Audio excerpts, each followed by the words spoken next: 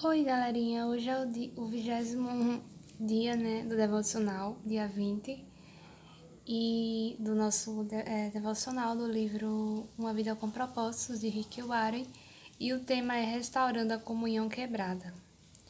Deus restaurou nosso relacionamento consigo por meio de Cristo e nos deu o ministério da restauração de relacionamentos. 2 Coríntios 5:18. Sempre vale a pena restaurar relacionamentos, uma vez que a vida consiste em aprender a amar. Deus quer que valorizemos os relacionamentos e nos esforcemos para mantê-los em vez de descartá-los, sempre que houver um desacordo, uma mágoa ou um conflito. Na verdade, a Bíblia diz que Deus nos deu o ministério da restauração de relacionamentos. Por esse motivo, boa parte do Novo Testamento é dedicada a nos ensinar a ter um bom relacionamento uns com os outros. Paulo escreveu: se vocês receberam algo por seguir a Cristo, se o amor dele fez alguma diferença na vida de vocês, se participar da comunidade do Espírito significa algo para vocês, concordem uns com os outros, amem uns aos outros, sejam amigos de verdade. Paulo ensinou que a nossa habilidade de nos dar bem com as pessoas é uma marca de maturidade espiritual. Uma vez que Cristo quer que sua família seja conhecida pelo amor entre seus membros. Perder a comunhão é um testemunho deplorável para os que não creem.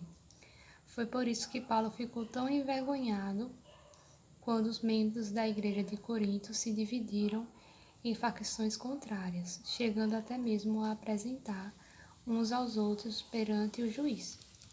Ele escreveu: que vergonha! Será que entre vocês não existe alguém com bastante sabedoria para resolver uma questão entre irmãos? Ele ficou escandalizado ao descobrir que não havia ninguém maduro na igreja para resolver o conflito pacificamente. Na mesma carta, ele disse: digo isto com toda a veemência que posso.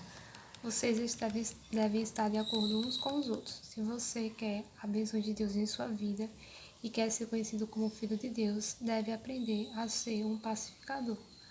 Jesus disse: Deus abençoa os que trabalham pela paz, pois eles serão chamados filhos de Deus. Note que Jesus não disse: bem-aventurados os que amam a paz, pois todo mundo ama a paz.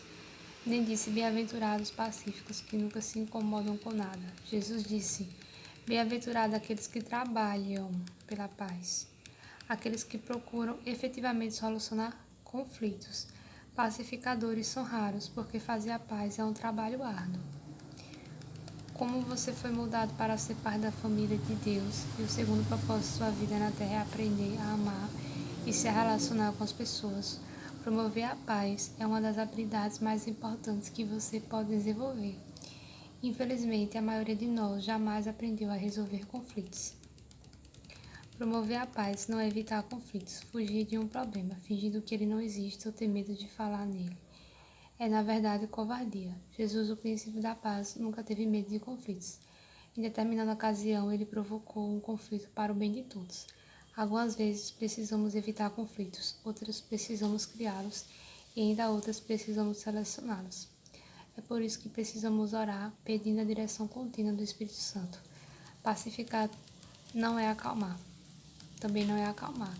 Sempre desistir, agir como um capacho e permitir que os outros sempre o atropelem não era o que Jesus tinha em mente.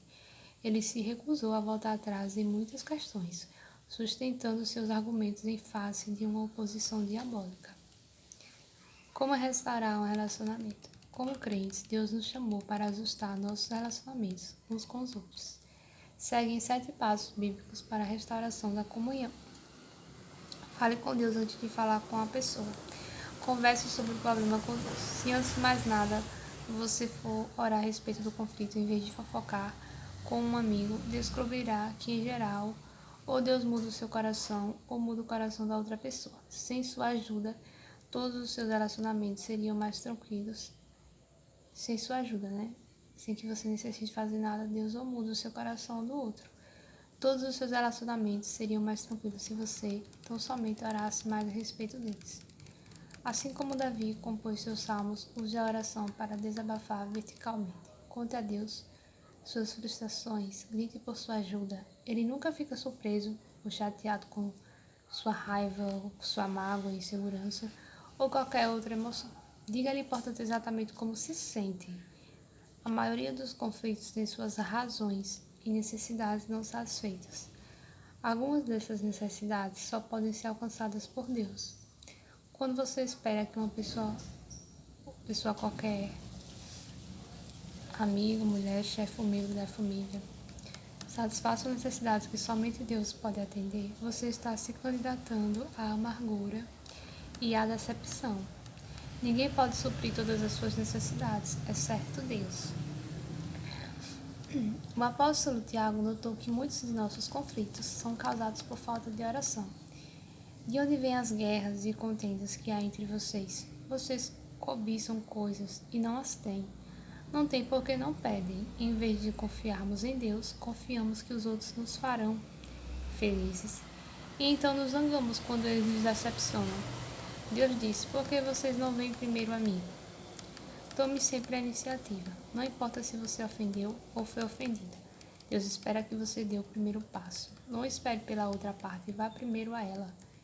Restaurar a comunhão perdida é tão importante que Jesus ordenou até mesmo que tivesse precedência sobre o culto de adoração. Ele disse: se você entrar no lugar da adoração e na hora de entregar a oferta você repetidamente se lembrar de um rancor que um amigo tem contra você, abandone sua oferta, deixe imediatamente, procure esse amigo e acerte as contas com ele. Então, só depois de fazer isso, volte e acerte as coisas com Deus. Quando a comunhão é prejudicada ou rompida, planeje imediatamente uma conferência de paz. Não fique procrastinando, arrumando desculpa, nem prometa. Dou um jeito nisso um dia desses. Programe o encontro o mais rápido possível. Demoras só aprofundam ressentimentos e pioram a situação. Quando se trata de conflitos, o tempo não cura nada. Ele faz que as mágoas se aprofundem. Agir rapidamente também reduz os danos espirituais para você. A Bíblia diz que o pecado, que inclui conflitos não resolvidos, bloqueia a comunhão com Deus e impede que as orações sejam respondidas. Além de nos tornar infelizes, os amigos de Jó lembraram a ele que ficar desgostoso e amargurado é loucura, é falta de juízo, que leva à morte. Lembraram também que com a sua raiva você só está se ferindo.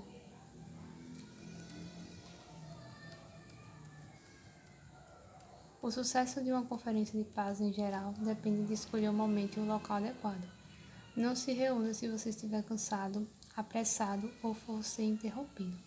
O melhor momento é quando ambos estão tranquilos. Tenha compaixão pelos sentimentos dos envolvidos. Use mais os ouvidos do que a boca.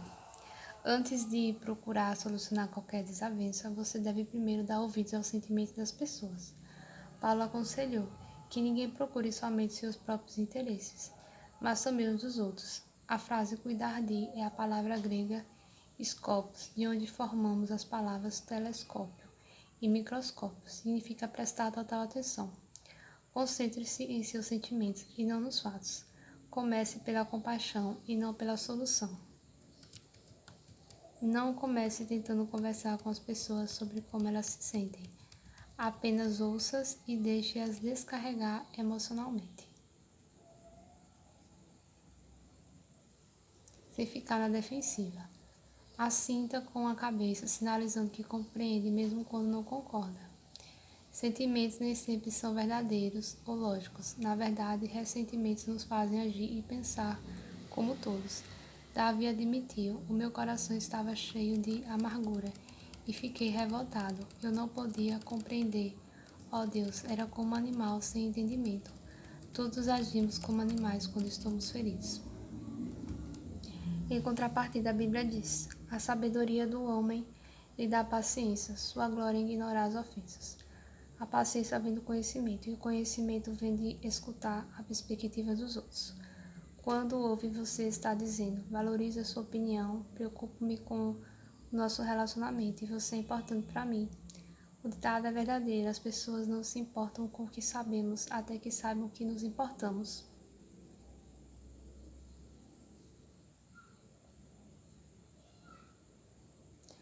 Valorizo sua opinião, preocupo-me com o nosso relacionamento e você é importante para mim. O ditado é verdadeiro, as pessoas não se importam com o que sabemos, até que saibam que nos importamos.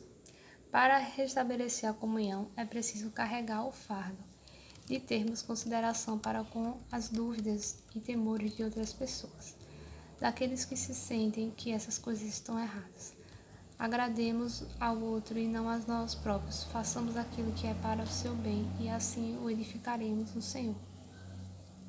É sacrificante absorver pacientemente a raiva dos outros, sobretudo quando ela é infundada. Mas lembre-se, foi isso que Jesus fez por você. Ele suportou uma fúria infundada e maliciosa para salvá-lo. Cristo não agradou a si próprio, mas como está escrito, os insultos dos que te injuriaram caíram sobre mim.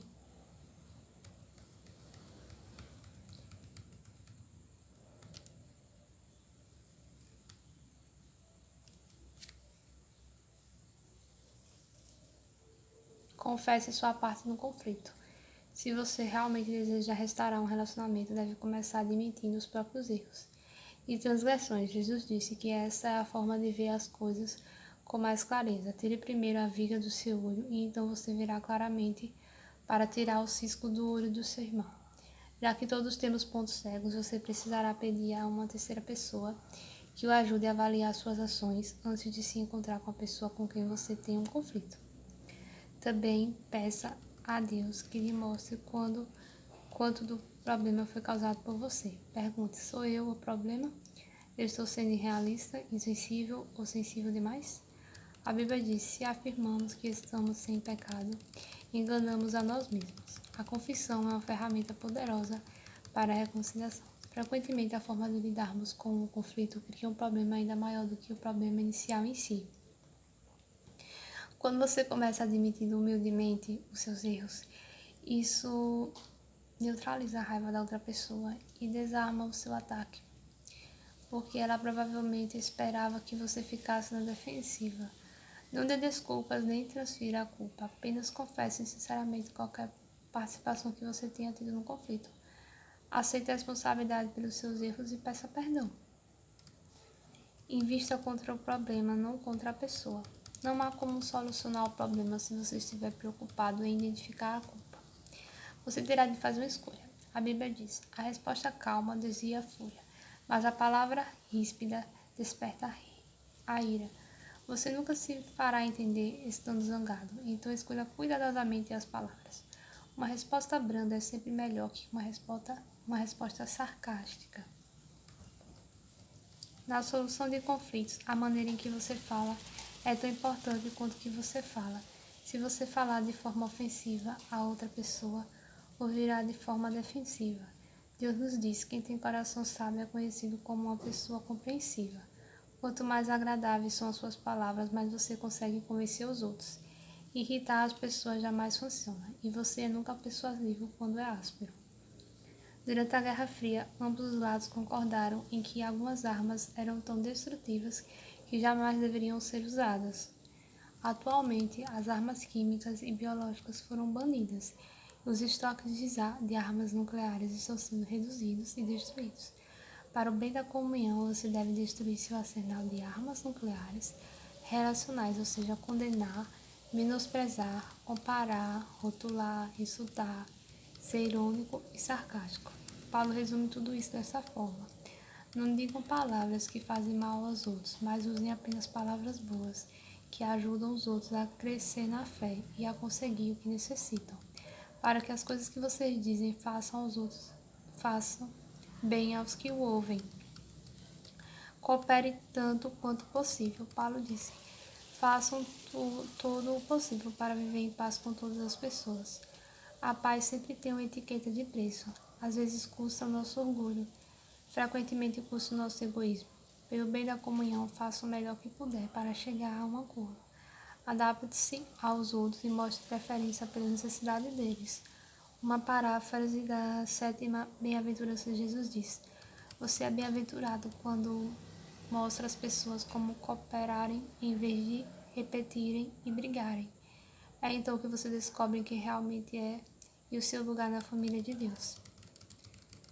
Dê ênfase à reconciliação, não à solução. Não é realista esperar que todos concordem a respeito de tudo. A reconciliação se atém ao relacionamento, enquanto a solução se atém ao problema. Quando focamos a reconciliação, o problema perde importância e não raro se torna irrelevante. Podemos restabelecer um relacionamento mesmo quando somos incapazes de resolver nossas diferenças. Os cristãos muitas vezes discordam sincera e legitimamente, dando opiniões divergentes, mas podemos discordar sem ser desagradáveis. O mesmo diamante tem diferentes aspectos, quando vistos diferenciados. Deus espera unidade, não uniformidade. Podemos caminhar de braços dados sem concordarmos em todos os assuntos. Isso não significa que você deve desistir de encontrar uma solução. Você pode precisar continuar conversando e até mesmo discutindo, mas faça isso com espírito de harmonia. Reconciliação significa fazer as pazes, não necessariamente esquecer o assunto. Com quem você precisa entrar em contato por causa deste capítulo? Com quem você precisa restaurar a comunhão? Não demore mais nem um segundo. Dê uma parada agora mesmo e converse com Deus sobre essa pessoa. Então pega o telefone e comece o processo. Esses 7 passos são simples, mas não são fáceis. É necessário muito esforço para restaurar a comunhão com alguém. Foi por isso que Pedro recomendou: esforcem-se para viver em paz com os outros, mas quando trabalha pela paz, você está fazendo o que Deus faria. É por isso que Deus chama os pacificadores de seus filhos. Na Bíblia diz que os pacificadores serão chamados de filhos de Deus. Esse é o 20º dia, pensando sobre o meu propósito, um tema para reflexão. Sempre vale a pena restaurar os relacionamentos. Um versículo para memorizar: façam todo o possível para viver em paz com todas as pessoas. Romanos 12:18. Uma pergunta para meditar: com quem preciso restaurar meu relacionamento no dia de hoje? Então, pessoal, esse é o devocional, muito legal, né? O 20º dia, já é o dia 20, estamos na metade, né? Faltam mais 20 dias, porque são 40 dias. Já estamos aí na metade, dia 20. Galerinha, obrigada pela participação. Vocês tenham um tempo, esses dias, eles possam ser uma bênção. Que presença de Deus, coisas inesperadas aconteçam na tua vida. Obrigada por estar aqui, ouvindo, participando da sua casa, lendo também. Compartilhei com algumas pessoas esse PDF, né? E fiquem na graça e na paz do Senhor. E até o próximo dia, que é amanhã.